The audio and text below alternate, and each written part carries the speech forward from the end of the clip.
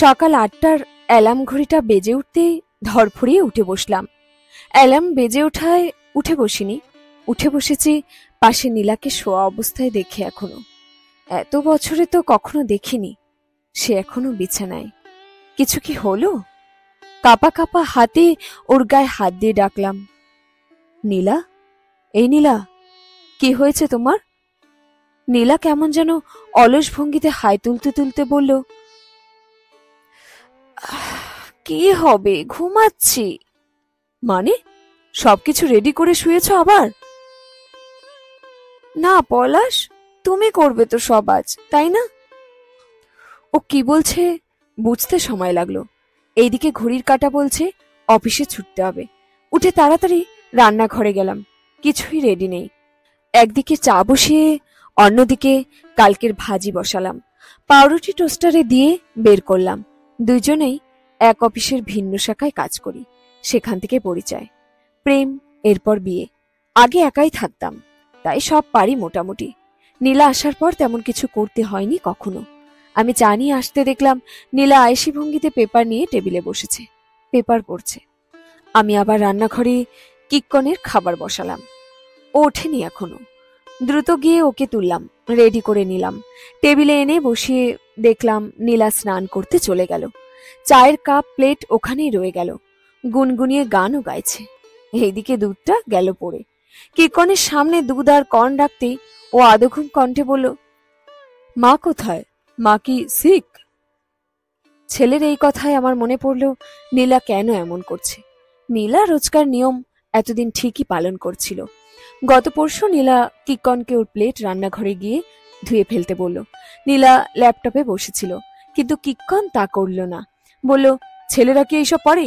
এটা গার্লসদের কাজ। আমিও শুনলাম, খুব একটা পাত্তা দিলাম না। আমি খেলা দেখছিলাম, ইংল্যান্ডের সাথে পাকিস্তানে। নীলা অনেকক্ষণ চুপ করে বসেছিল। আমার কাছে এসে বলল, কিক্কন কি বলল শুনলে? কি বলল? ইস, গেল তো, ক্যাচ মিস। নীলা রিমোট কেড়ে নিয়ে টিভি বন্ধ করে বলল, কিক্কন বলল এইটা ওর কাজ না, কারণ ও ছেলে। কিন্তু এই ব্যাপারটা ওর মধ্যে আসলো কি করে বলো তো? ধুর বাবা, ও বাচ্চা ছেলে, কত কিছু বলবে। না, ও মোটেও বাচ্চা না। ও এটা বলছে কারণ ও যা দেখেছে তা শিখছে। তুমি বলো তো, ও কি তোমাকে কখনো ঘর ছাড় দিতে দেখেছে? আমি হাসলাম। হেসো না। কখনো দেখেছে আমি টিভি দেখছি আর তুমি রান্নাঘরে হাঁড়ি ধুয়ে দিচ্ছ? তো কি হয়েছে? কিন্তু আমি তো সব পারি। পারো, তুমি প্রয়োজনে শিখেছ। তবে তোমার মনেও তো এক কথা, তাই না? কিন্তু ছেলের মনে এই ধারণা তো বাড়তে দেওয়া যায় না। তো কি করতে বলছো? এখন থেকে 2 দিন তুমি করবে সব কাজ, 2 দিন আমি। মানে কি? কিসের মানে? তুমিও বোঝো, এসব মেয়েরা করে বটে, তবে শুধু মেয়েদের কাজ না। এই বলে চলে যায়ও। আমার আর কিছু খেয়াল নেই। কাল অফ ডে ছিল, আজ অফিস। আজ থেকেও এইসব করছে। নীলা রেডি হয়ে গেল অফিসের জন্য। আমি তখনও রান্নাঘরে কাপ প্লেট ধুয়ে রাখছি। ভাত তখনও চুলোয়, তরকারি গরম দেওয়া হয়েছে। ছেলেকে টিফিন দিতে হবে, এরপর ও ডে কেয়ারে যাবে। নীলাকে দেখলাম, ভাবতে লাগলাম, ও কি ঠিক আমার নকল করছে? আমি কি এমন সকালে কিছুই করি না? তখনই ছেলের স্কুল বাস হর্ন দিচ্ছে। আমি ওকে দ্রুত তুলে দিয়ে এলাম। নীলাকে বললাম, রেডি করে নাও না টিফিনটা। নীলা বলল, না পারলে দিও না, ক্যান্টিনে খেয়ে নেব। নীলার এই কথায় রাগ উঠে গেল। ওর দিকে এক দৃষ্টিতে তাকিয়ে আছি। ও বলল, কি হয়েছে? তুমি তো এইভাবেই বলো যখন পানির বোতলটাতেও পানি নিতে বলি। নীলা বের হয়ে গেল। আমি কোনো মতে টিফিনটা নিয়ে বের হলাম। নীলা ওরটা নিল। সব এটো ওখানে রয়ে গেল। সারাদিনের অফিস শেষ, বাসায় ফিরলাম। প্রতিদিন নীলা আগে ফেরে, আমি আড্ডা দিয়ে তবে ফিরি। আজ আড্ডা হলো না, কারণ কেউ ছিল না। ওরা বাসায় আসার সময় কিক্কনকে তুলে নিলাম, কারণ ওরা ফোন করেছিল। বাসায় এসে ফ্রেশ হয়ে শুয়ে পড়লাম কিছুক্ষণ। নীলা তখনও ফেরেনি। একটু পর কিক্কন এসে বলল ওর খিদে লেগেছে। আমি ঘুম চোখে রান্নাঘরে গিয়ে দেখলাম সব এলোমেলো। সকালে তো আজ কাজের মেয়েটাও এলো না। কিক্কনকে কি খাবার দেব বুঝতে পারছি না। নীলাকে ফোন দিলাম কিছু নাস্তা নিয়ে আসার জন্য। ও তখন বাসায় চলে এলো, এসে বলল, একটু কড়া করে চা দাও তো। এইদিকে আমি বিরক্ত, আর সে বলে চা দাও। আমার মনে হচ্ছে নীলা বেশি করছে। আমি মোটেও এত কেয়ারলেস না। টেবিলে বসে ভাবছি আমি বাসায় ফিরে কি কি করতাম, নীলাকে তা করতে বলবো। অনেকক্ষণ চিন্তা করে তেমন কিছু পেলাম না। বাসায় ফিরে আমি ফ্রেশ হয়ে সোফায় শুয়ে শুয়ে টিভি দেখি, হালকা ঘুমিয়ে নিই, মাঝে একটু নাস্তা করি আর রাতের খাবার খেয়ে ঘুমিয়ে পড়ি। নীলাও অফিস শেষে আসে, তবে ও সবটা করে। হয়তো ও দেখেছে সবটা ওর মা একাই করত, যেমন আমি দেখেছি। আমি কি কখনো দেখেছি বাসায় ফিরে বাবা রান্না করছে? না। তাই আমি মেনে নিয়েছি এইটা নীলার কাজ। তাই হয়তো আমার ছেলেও মেনে নিয়েছে। এখন বিরক্ত লাগা ভাবটা কিছুটা কমে গেল। কাজের মেয়েটাকে ফোন দিলাম, কাল সকালে আসবে কিনা। ও বলল ওর ছেলের জ্বর, তাই আসতে পারিনি। এখন ডাক্তারের কাছে নিল, কালও আসতে পারবে না। তার মানে কাজ জমিয়ে রাখলে আরো বাড়বে। উঠে লেগে পড়লাম কাজে।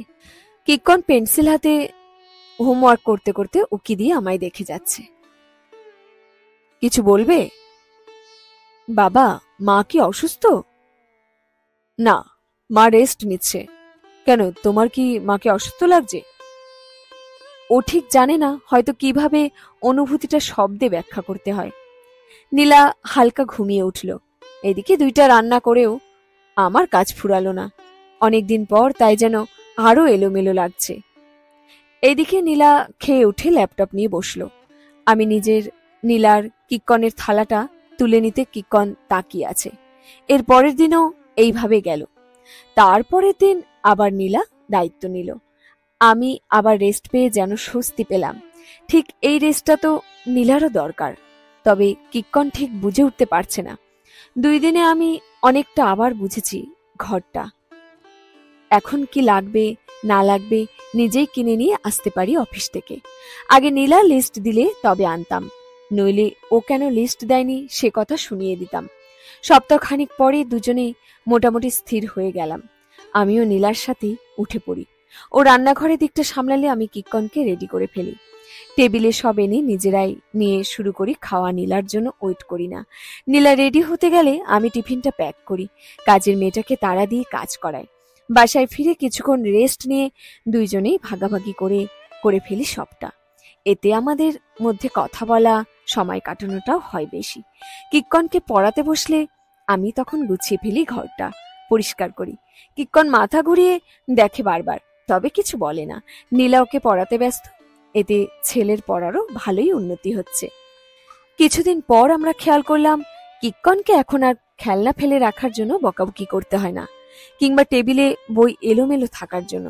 খাওয়ার পর নিজেই টেবিল থেকে প্লেট নিয়ে ধুয়ে রেখে আসে, নিজের কাপড় ঝুড়িতে এনে ফেলে। আমি আর নীলা চুপি চুপি হাইফাই লাগাই। আমাদের একটাই ছেলে, চাইলে তো সব করে দিতেই পারি, তবে ওকে আত্মনির্ভরশীল করাটা জরুরি। এইটা আমি সাহায্য না করলে নীলা একা হয়তো পারত না বোঝাতে। তবে দুজনের সাহায্যেই ছেলে এখন আমরা বাইরে থাকলেও নিজেরটা নিজেই করে নিতে পারি। দুজনেই জ্বরে পড়লাম একসাথে আমরা। ছেলের বয়স তখন 15। কি সুন্দর সেবা করলো আমাদের। কোন জিনিসপত্র কোথায় আছে ছেলেও সব জানে দায়িত্ব মেয়েদের একা না। ও শুধু ছেলে নয়, আমাদের সন্তান বটে। আমাকে খুব বেশি কিছু করতে হয়নি, শুধু নিজেকে যুক্ত করেছি সব কাজে। ছেলে বুঝেছে ঘরটা একার হয় না, কাজও না। এখন ছেলের নিজেরই একটা সংসার। বৌমা আমাদের পুলিশ, তবে তাদের সংসারটাতে কোনো এলোমেলো নেই ঝামেলা বৌমার দায়িত্ব পালন নিয়ে। অভিযোগ নেই এই কাজ নিয়ে। কেমন যেন বসন্ত বিকালে চুল উড়িয়ে নেওয়া স্নিগ্ধ বাতাসের মতো লাগে। ব্যাপারটা শুধু নিজেকে যুক্ত করাতে ছিল, আমার সাথে নীলা, নীলার সাথে আমার। শেষ হলো আজকের গল্প ভাগাভাগির সংসার। কলমে দোলনা বড়ুয়া, তৃষা।